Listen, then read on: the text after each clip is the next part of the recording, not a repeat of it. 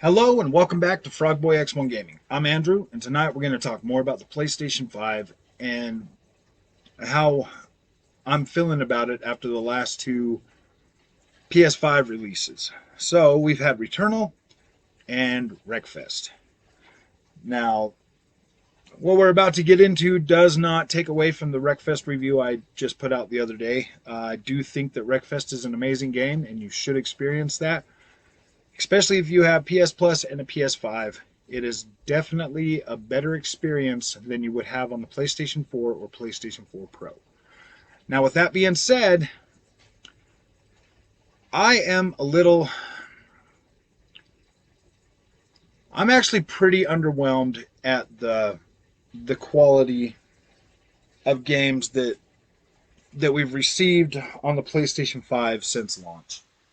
Yes, there's a couple good ones. Demon Souls does look amazing in 4K, but it runs at 30 frames a second or 1440p 60.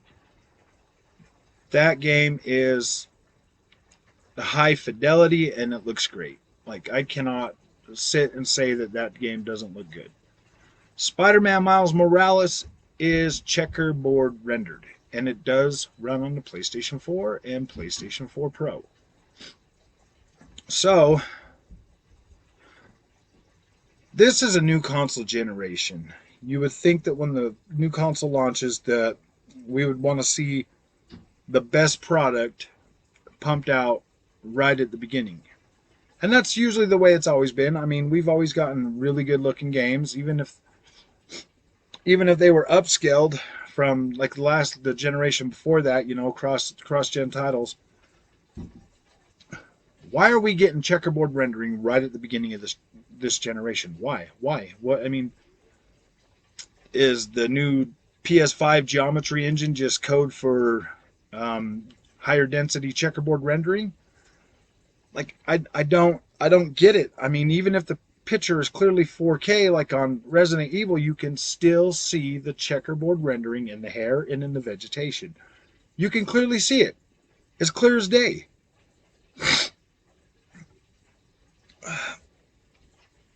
Excuse me, I got that Pfizer shot the other day and kind of feeling a little off. Not sick or nothing, just kind of feeling a little. I'm not tired or nothing like that. I just feel like my nose is a little more runny, lately. But let's get into this. This started because of Returnal and Wreckfest. Wreckfest. I mean, the roads clearly don't load in. They look blurry. It looks bad to me. I'm not happy with it. I mean, when you turn, it looks great. Behind the car, looks fine, definitely. But in front of you, the whole drive, it's blurry, and it does not look good. And these are not like super long tracks; they're pretty small. Like, even the surrounding textures around the thing from far away look look bad.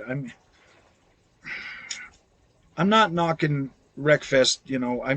I'm just saying that it shouldn't look like that on a powerful console. It doesn't look like that on Xbox Series X, and it hasn't even been updated yet. The Xbox Series X version is crisp, clean, and looks amazing. When you look at the cars on Wreckfest on PS5, you can see the stair stepping on every single freaking edge in it. It's ugly. It's unattractive. It shouldn't be happening on a $500 next gen PS5 console that was marketed as 4K and even 8K right on the front of my box. That's what it says. We're out of the gate next gen with checkerboard rendering on games that run on last gen hardware. Let that sink in for a minute. Last gen hardware runs these games, and we are getting checkerboarded versions on the PS5 right out of the gate. That's disappointing. Like, seriously disappointing. I've been a PlayStation fan for 26 years, ever since the first one came out. I've always had a PlayStation console. I've never not had a PlayStation in my house or in my pocket. I'm the PlayStation P or the PSP, the PSP Vita. I have owned everyone. I've even got the VR, the PSVR. I have been a PlayStation fan my whole life. I am disappointed at Sony for cheaping out on this generation. There were stories back when the PlayStation 5, just before it launched, that it was costing Sony $450 to make these machines and get them to us. And there's also stories saying that Microsoft was paying $500. I mean, Microsoft is basically breaking even with the cost of manufacture for the Xbox Series X, where Sony is making $50 off of us on every one they sell, except for the digital versions. That probably explains why those are more of a unicorn than this one. I mean, of course, I'm only talking to the other 5 people that have the PlayStation 5. I do want to know how you guys feel about checkerboard rendering and if you're okay with that. I mean, honestly, if PlayStation's always been your console choice and you never had an Xbox One X or a Series X, and you're coming from PS4 or PS4 Pro, this is a major upgrade. Like, I'm not going to deny that. You are definitely getting more. You're definitely getting an upgrade, and you're gonna have you're gonna have a hard time listening to me and saying, "Oh man, this dude's just an Xbox fan guy," or blah blah blah. I wouldn't even have bought an Xbox One last generation if it wasn't for Forza Horizon 3 Blizzard Mountain. I heard about that and I was like, "Oh dude, I want to play that. I want to drive in the snow," and I bought one. And then I felt bad because that and Gears 4 were the only games I had for it. So I was like, ah, gosh, you know what? Steep's coming out. So I bought Steep, and then I bought For Honor for it. So I had 4 games to play on my Xbox One S when I first got one, and then the very next year the Xbox One X came out. So I bought that, and I remember being on Twitter telling the guys at Forza 7 when it came out that, man, the PS4 Pro could run this game at 4K. I mean, there's not even no detail or nothing in that. And now, if you look at Forza 7 compared to Gran Turismo Sport, yeah, dude, it's night and day. Forza 7 looks much better, more detail, higher quality. I mean, the cars in Gran Turismo are still top quality, but yeah, that Forza 7, it's way nicer on the eyes, especially because it's native 4K. And now on the Series X, it looks amazing. It looks really good. I'm not an Xbox fanboy, but I used to be a really hardcore Sony fanboy. Like, I Microsoft or Xbox has really changed a lot of the way I think lately.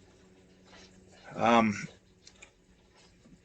I guess that's why I'm even more disappointed, if that makes sense. Like, PlayStation's always been my go-to console. Always for 25, 26 years now, PlayStation has been the one for me. And to feel like I do now, I'm not torn. I know that, if I buy a game on Xbox, then chances are they're going to respect my purchase, my investment, and I might get, FPS boost or another system level enhancement that's going to make that experience better for me. Whereas on PlayStation, I don't feel like that. I feel like if I buy a third party game on PlayStation, then, oh gosh, I don't. I think that's why this stings more. That my PlayStation 5 is more of a disappointing experience than I thought it would be, even with the exclusives that everybody's ranting and raving about. Like I said, if you're coming from PS4 or PS4 Pro, then yeah, it looks amazing, and I'm happy for you. That you're able to experience that and be happy with your console. But if you're fanboying over that, stop, because what I've seen from Xbox and the way that upgraded the way that they've enhanced my experience and respected my investment in their ecosystem has been above and beyond anything PlayStation's ever done. Um, like I'm happier with my experience with Xbox and not even having any exclusives come out until probably the end of the year. If you want to get technical, I doubt we're going to see anything really. First party. I mean, we'll get Halo, maybe probably Forza Horizon 5, maybe something else that they're not that they haven't announced yet, but like exclusive wise, yeah, it's pretty slim pickings for on Xbox and PlayStation. I mean, they keep pumping stuff out, but I mean, Returnal is really nothing to be proud of. I mean, 1080p upscaled to 1440p and checkerboarded to 4K. That to me is a $50 game. I mean, it doesn't even, and now they're putting out patches that are breaking the game even more. Like, yeah, it's frustrating. I gave up on Returnal. I don't even want to play that game anymore. Yeah, I mean, you could call me. I mean, you could say whatever, but yeah, I do really appreciate a visually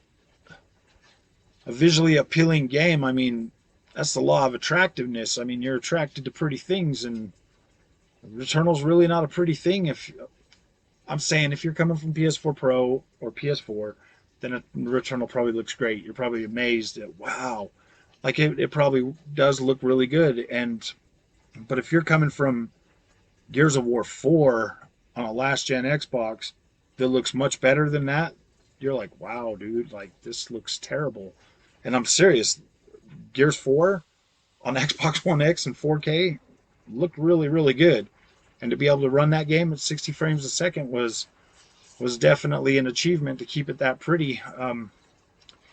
Yeah, I don't know what to say. Like I am I am seriously disappointed with the way the PlayStation 5 is starting this generation. I expected better, much better than what we have received, and it seems like this is only going to get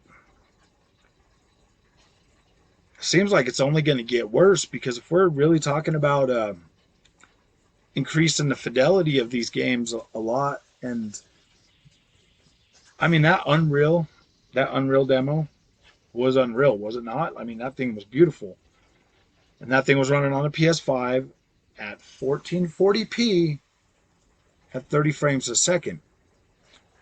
And so if the PlayStation 5 was putting that out at 1440p at 30 frames a second, that really has me thinking that PS5 is going to be closer to 1440p with higher fidelity or checkerboarded to 4K at 60 frames a second. I, Gosh, I really hope that's not the case. I I'm going to be pretty disappointed if they came out of the gate at $500 for PS5 with a controller that I mean it's cool. It's definitely much better than the stock Xbox controller that you get with the Series X. But I've been using the Elite Series 2, so yeah, I mean the PS5 controller is definitely better than that base one. But yeah, I don't know. I don't understand why we are in this situation. I don't understand why. I mean, I guess I do. I mean, it all really boils down to Jim Ryan. Him coming out and trying to market the PlayStation 5 as this like super elite Ferrari console. Well, I got news for you, Jim. 1440p and checkerboard rendering is not Ferrari. That's Ford Pinto in 2021.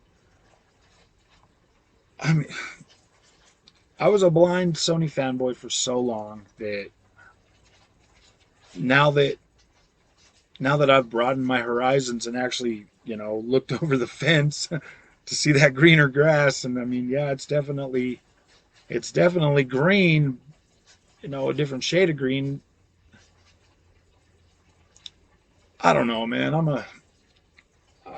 I'm 40 now, and the next best exclusive we got coming from Sony is going to be Ratchet and Clank, and that's a. And I played Ratchet and Clank when I was younger. I'm a grown man now. I want grown man experiences that are video games. And I mean, I guess you could look at that two ways. You know, why is a grown man playing video games? Yeah, you know what? I used to be pretty ashamed about that. I'm, you know, still playing video games, and I'm older, but you know what, man? What's the? I mean, honestly, what's the difference? Sitting in front of the TV watching a movie or playing a movie? Like, aren't you basically doing the same thing? Why do I get called an adult if I watch TV, but not if I interact with a video game? It's just stupid to me. That's what helped me cope with that and get over the whole, you know, why is a grown man playing video games? I get up and go to work every day. I do my job. I pay my bills. I come home and I make my money, and you know, and that's the difference. You know, now the only difference between my love for video games and what it was when I was growing up is now I have more money than time. Where I used to have all the time in the world, but I didn't have enough money to experience everything. So yeah, I mean, just like any older gamer, like myself, they probably got backlogs just like I do, and that's one of the reasons I started this channel so that I could help other gamers my age, you know, that go through that. I mean, if they want to wait for me to get the game and try it out and let them know, you know, if it's worth picking up or if it's going to just be another waste of time and go straight to their backlog. I know we all might have different tastes in video games, but I buy basically every third AAA game that comes out, you know, day one. And oh yeah, I mean I've gotten a lot of whoppers, you know, off a lot of the guys, you know, that review games on YouTube and stuff, and you know they'll come out and be like, oh yeah, this game's great, and then I'll play it for 10 minutes and I'm like, this game's stupid. You know, and then the ones that I do like, you know, I liked Anthem. I thought Anthem was good. I played it for like 30 hours. I felt like I got my money's worth out of that. Um, Ghost Recon Breakpoint, I love that game. I still play it today. And I mean, my biggest thing with Ubisoft games is I just really like going around and exploring the big open worlds. I really wish they would make bigger worlds with more detail. I mean, that would make me happy. I would buy their games just to explore the world. Um, but yeah, I mean, this PlayStation 5 is clearly not what I expected it was going to be. Like I've always seen PlayStation come out with some really nice games, and they've always been like, "Whoa, you know that's cool." This generation, I'm just not seeing it. I'm not feeling that same wow factor, that same anxiety that I used to get when a new Sony console will come out or new Sony games. Like I don't have that anxiety like I used to have for PlayStation. And to be honest, I feel that for the Series X, and like basically we're just talking about backwards compatibility. Like that is awesome to me. That feature that enhances my games that I already own and you know respects my investment. That to me is more worth $500 than the checkerboard PS4 games that are coming out to PS5 right now. Do I think you should buy a PlayStation 5 or Series X? Yeah, I do. I think you should buy them both and enjoy gaming. You know, just don't be afraid to tell Sony like, "Hey, man, like I'm not exactly blown away with this experience that you have marketed as." I just feel like there's too much hype for the PS5 and, and it's going to hurt them. It's definitely going to hurt them like it did the PS3 generation. Because I mean, any gamer like myself that went through the PS3 generation and was burned at first, you know, paying $600 for that console just to just to have the Xbox 360 be a stronger console. But I was still blind back then. I didn't even notice that games were running and looking better on Xbox 360 than they were on the PlayStation because I didn't give it the time of day. I had one because my kids liked the Xbox, so they were playing that. But yeah, for me, I was the PlayStation guy, and that's all I cared about, and didn't really didn't really put much into it. So that's just my rant on PlayStation 5 today. I don't know if it's really all cracked out. I don't feel like I feel like it's basically an upgraded PS4 Pro that has, I think it's more RDNA 1 than RDNA 2. Probably does have some RDNA 2 features, but I feel like Sony had been working on this PS5 a lot longer than the Series X, and where Series X went with all RDNA2 features, Sony kind of cheaped out and put their own stuff in there, like their geometry engine, which is probably just code for checkerboard render 2.0, because that's basically all we've gotten since the PS5 has launched is a bunch of checkerboard rendering, and that's disappointing to me. I don't know if it's disappointing to you, but if you like this content and you want more of it, don't forget to like and subscribe, and we appreciate you. Thank you.